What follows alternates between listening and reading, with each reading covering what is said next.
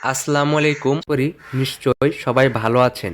তো ভিডিওটি শুরু করার আগে আপনাদের কাছে ছোট্ট একটি অনুরোধ, আপনি যদি প্রতিদিনের মহার্ঘ ভাতার সঠিক তথ্য পেতে চান তাহলে আমাদের এই চ্যানেলটিকে সাবস্ক্রাইব করে রাখবেন। আমাদের এই চ্যানেলে আমরা নিত্য নতুন মহার্ঘ ভাতার সঠিক তথ্য তুলে ধরার চেষ্টা করি।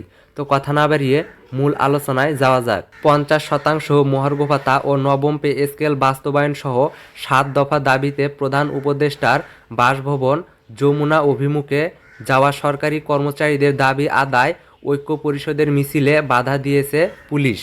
শুক্রবার 7 ফেব্রুয়ারি দুপুর 2:30টার দিকে কেন্দ্রীয় শহীদ মিনার থেকে এ মিছিল শুরু হয়।